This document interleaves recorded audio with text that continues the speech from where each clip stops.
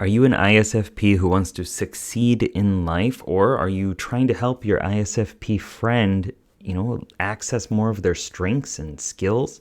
Well, coming up in this episode, I'm going to give you 4 things that ISFPs can do to succeed in life.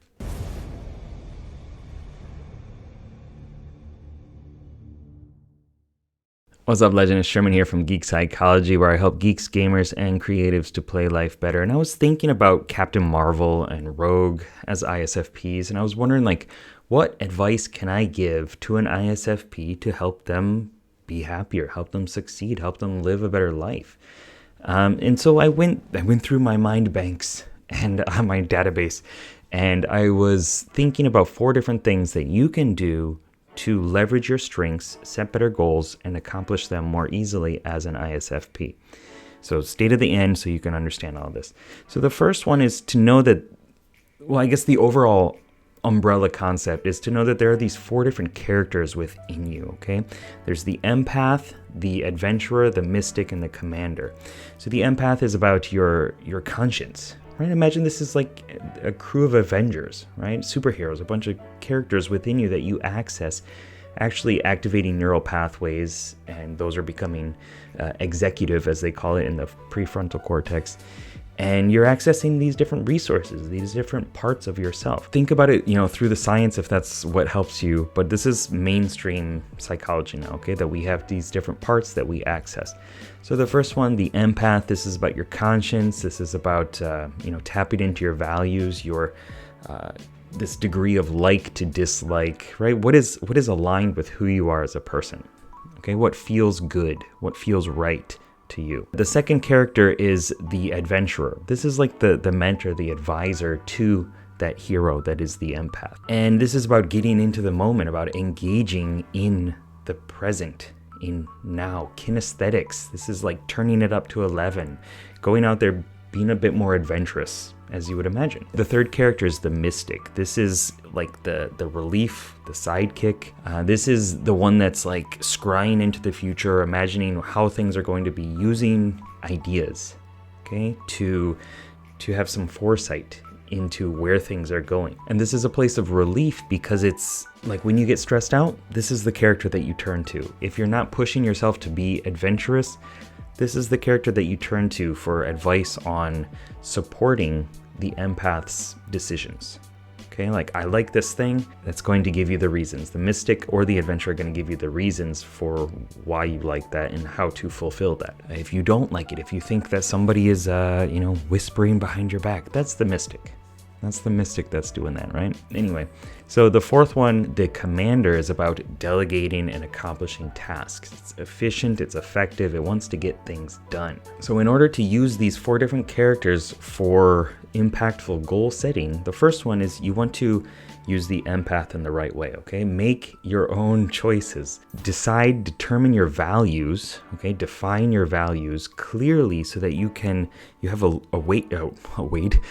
a word or a label that you can access to see, are you living into your values? Are you making decisions that are congruent and aligned with your values? So in order to do that, list out the things that are important to you, okay? Health and energy, okay? And family, for example. And then you take health and energy and you look, okay, which is more important out of those? They're kind of intertwined, but I think maybe health is the bigger one. Okay, so health and then family, which is more important? Maybe family is the more important one. So there you have the first value, the top value that's important to you, okay? When you make a decision, when you do something, check, is it fulfilling that value? And then is it fulfilling the other top 2 after that? And that's how you can be more aligned with your goals and your outcomes. From there, you want to have action-oriented goals and outcomes. And this might come natural for you, but it might not. So make sure that when you are looking at your goal, like what do you want in your life?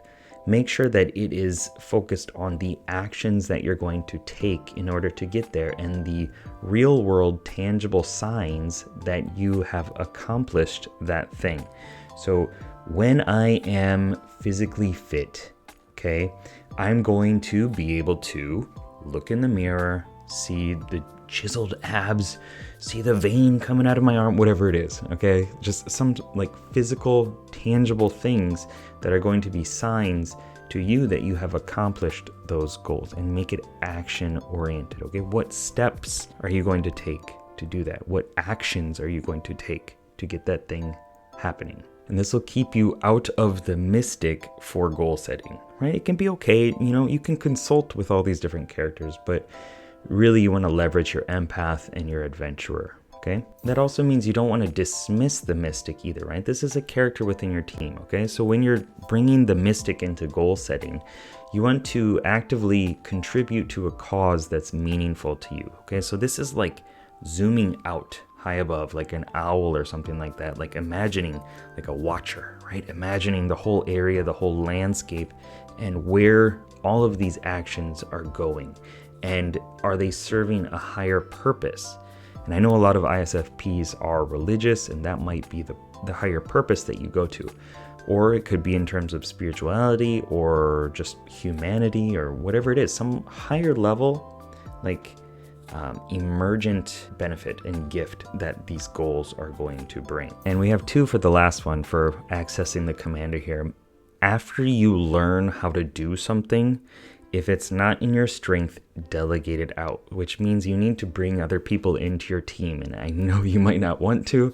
I know you might want to go at it alone. I do too as an INFP, but it's really, really helpful if you can just get other people on your team that you can trust, which is going to be difficult, I understand, but that you can trust and bring in there and say, okay, like, I know how to do this. I can teach you how to do it. And then I just want you to do it in this way, right? Like hire some people, some VAs or something like that if it's a bigger like business project, or just get people on your team that like are good at that stuff that you don't really want to deal with, right? You don't want to be doing the book taking. I know that. Don't do that. Don't trap yourself in that office, staring out a window as all the birds and everything fly by, and you're just like, I hate this, I hate this, I hate this. Delegate it out. Do the things that you're good at, because that's what the world needs. And the second part of that is to make sure that the tasks are short and easy, like a little to-do list. Just check it off, right? What's the first thing that I got to do to get closer to my goal? Good. Check it off. Next thing, check it off. Next thing, check it off. That's going to fulfill your commander's desire in the world, right? And if you don't fulfill these, if you don't like build rapport with these characters, that's when there's like chaos and mutiny, okay? Right? So the mystic's gonna start predicting out onto other people and misreading body language and stuff. The commander is gonna get all pissed off. You don't want that, right? So make sure that you honor these different characters so that they're supporting your goals. I love you. I appreciate you. Let me know down below in the comments what you're gonna do with all this information so that you actually put it into action. And if you want more, check out this video here, ISFPs, Why Your Comfort Zone Can Make You Paranoid. Keep up the lifelong questing. Good luck, have fun. Peace.